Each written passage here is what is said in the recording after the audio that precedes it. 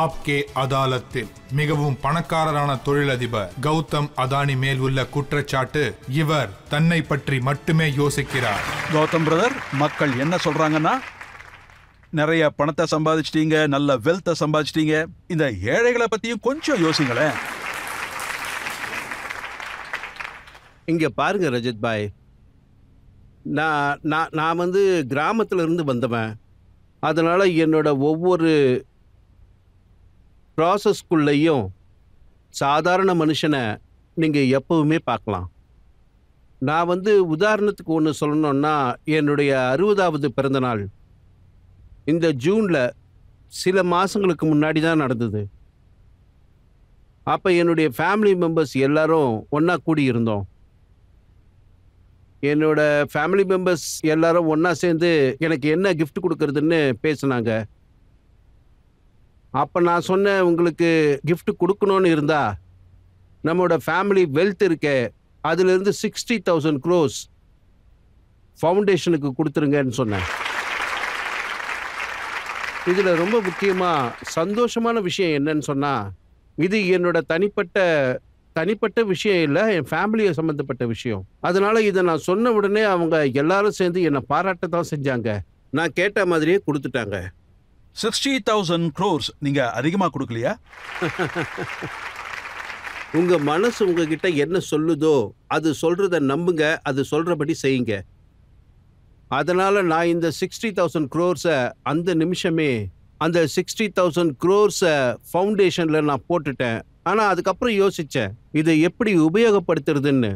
அதை 3 செக்டரா பிரிச்சேன்: health, education and skill development.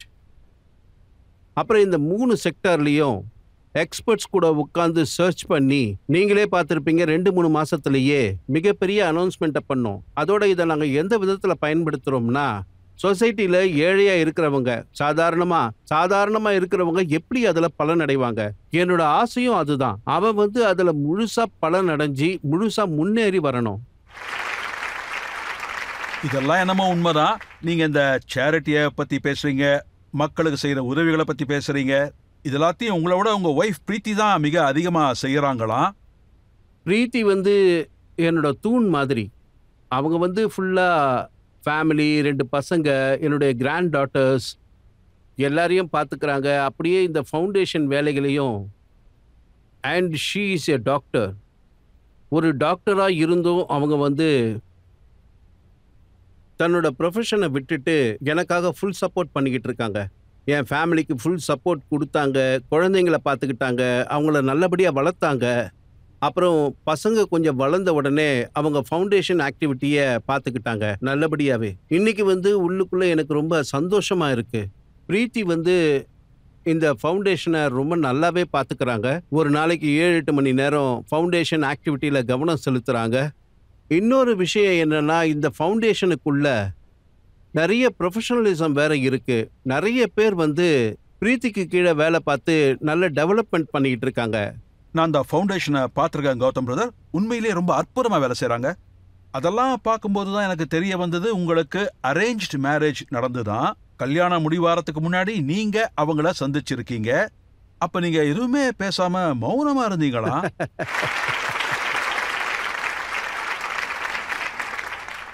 அப்படி நீங்க பாத்தீங்கன்னா ரஜத் பாய், நான் கொஞ்சம் அதிகம் பேச மாட்டேன். அதோட நான் பெருசா படிக்காதவன், அவங்க டாக்டர். அதனால நிறைய மிஸ்மேட்ச் இருந்தது. என்னோட கேள்வி என்னன்னா, உங்களுக்குன்னு தனி எம்பையரே இருக்கு. நீங்களும் ரொம்ப பிஸியா இருக்கீங்க, ஒரு டைட் ஷெட்யூல்ல இருப்பீங்க. நீங்க உங்க ஃபேமிலிக்காக எப்போ டைம் ஒதுக்குவீங்க? நீங்க எப்படி ரிலாக்ஸா இருப்பீங்க? இது ரொம்ப அற்புதமான கேள்வி. இதுக்கு நான் எப்படி பதில் சொல்றது? நான் வாரத்துல 3 நாட்கள் அகமதாபாத்தை விட்டு வெளியில இருப்பேன். ஆனா மீதி 4 நாள் இங்கே இருக்கும்போது ஆஃபீஸ்க்கு எப்பவும் கொஞ்சம் லேட்டாக தான் போவேன். அது ஏன்னா எப்பவும் ராத்திரியில் வீட்டுக்கு வர 11 ஆகிடும். நான் மார்னிங்கில் 6:30 மணிக்கெல்லாம் எழுந்து 1 மணி நேரத்துக்கு என்னோட எக்ஸசைஸ் எல்லாம் முடிச்சதுக்கப்புறம் 2-2.5 மணி நேரம் வீட்டில் கிராண்ட் டாட்டர்ஸ் இருக்காங்க, அவங்களோடவும் என் ஃபேமிலியோடவும் டைனிங் டேபிளில் உட்காந்து நிறைய பேசுவேன். அரட்டை அடிப்பேன், நியூஸ் பேப்பர் படிப்பேன். அதாவது ஒரு நாளைக்கு 2-2.5 மணி நேரமாவது அவங்க கூட இருப்பேன். 2வது எனக்குன்னு ஒரு டைம் டேபிள் இருக்கு. அப்புறம் ஆஃபீஸில் இருந்தால் கூட லஞ்ச் டைமில் என்னோட எல்லா ஃபேமிலி மெம்பர்ஸும் டைனிங் ரூமில் இருப்பாங்க. எல்லாரும் ஒன்றா சாப்பிடுவோம். அங்கேயே நல்லா பேசுவோம், கொஞ்சம் அரட்டை அடிப்போம். That is physically I am spend time with my நீங்க ஃபேமிலி. சீட்டு வேற விளையாடுவீங்களாமே? இது சீக்ரெட்டாக இருந்தது.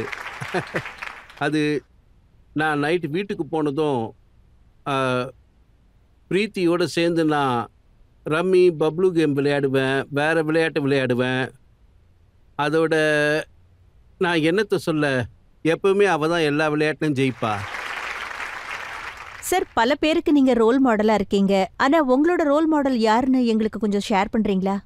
திருபாய் அம்பானி. இன்னைக்கு அவரை நீங்கள் நல்லா உன்னிப்பாக கவனிங்க. அவரை தான் நான் ரோல் மாடலாக ஏற்றுக்கிட்டு இருக்கேன்.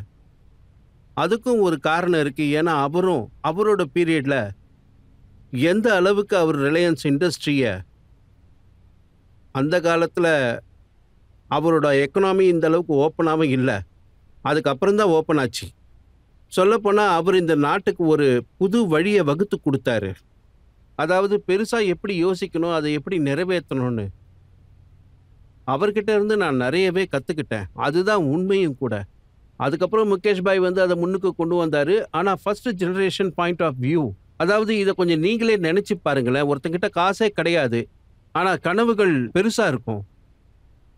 அவங்க எப்பவும் உங்களை அட்ராக்ட் பண்ணுவாங்க. அண்ட் பர்டிகுலர்லி நான் ஃபர்ஸ்ட் ஜெனரேஷன் என்டர்பிரைனராக இருக்கிறதால, ஸோ நேச்சுரலி எனக்கு தெரிஞ்சு அவர் தான் ரொம்ப நல்லா பண்ணார். முகேஷ் அம்பானி கூட உங்களுக்கு நல்ல ஃப்ரெண்ட்ஷிப் இருக்கா, இல்லை அவர் உங்களுக்கு காம்படிட்டரா? இல்லை, முகேஷ் பாய் என்னோட நல்ல ஃப்ரெண்டு. அது மட்டும் இல்லை, நான் அவரை ரொம்ப மதிக்கிறேன். நீங்கள் அவரை உன்னிப்பாக கவனிங்களேன். ரிலையன்ஸ் இண்டஸ்ட்ரிக்கு ஒரு புது வழியை வகுத்தார். ஜியோக்குள்ள, டெக்னாலஜிக்குள்ள, ரீட்டெயிலுக்குள்ள. அஃப்கோர்ஸ் அவருக்கு கன்வென்ஷனல் பிஸ்னஸ் இருக்குது, பெட்ரோல், கெமிக்கல்ஸ் அண்ட் ரிஃபைனரிஸ். அதிலெல்லாம் அவர் ரொம்ப அற்புதமாக வேலை பார்த்துருக்காரு. இந்த நாட்டோட முன்னேற்றத்தில் அவரோட பெரிய பங்கும் இருக்குது. அவரை பின்னுக்கு தள்ளிட்டீங்களே, உங்களுக்கு அந்த சந்தோஷம் இல்லையா?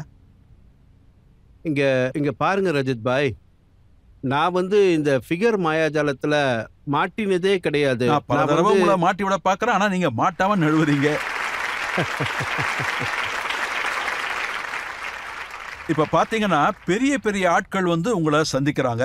உதாரணத்துக்கு பிரிட்டனுடைய பிரைம் மினிஸ்டர் உங்க ஆபீஸ்க்கு வந்திருக்காரு, சிங்கப்பூருடைய டெபுட்டி பிரைம் மினிஸ்டர் உங்க ஆபீஸ்க்கு வந்திருக்காரு. அவங்க எல்லாரையும் நீங்க எப்படி ஹேண்டில் பண்றீங்க? நான் அவங்கள எப்படி பார்க்குறேன்னா, அவங்க அதானி ஹெட் குவார்ட்டர்ஸ்க்கு வந்தது ஒன்றும் பெரிய விஷயம் கிடையாது. அவங்க நம்ம நாட்டுக்கு வந்திருக்காங்க. அதோடு அவங்க இந்தியாவை எந்த கண்ணோட்டத்தில் பார்க்குறாங்க, அப்படித்தான் நான் அவங்கள பார்த்துக்கிட்டு இருக்கேன். வெவ்வேறு நாட்டோட பிஎம்ஸ் அண்ட் டிக்னிசரி எல்லாம் வரும்போது அவங்க எல்லாரும் இந்தியாவை வேற ஒரு கண்ணோட்டத்தில் பார்க்குறாங்க. அதுதான் எனக்கு ரொம்ப சந்தோஷத்தை கொடுக்குது.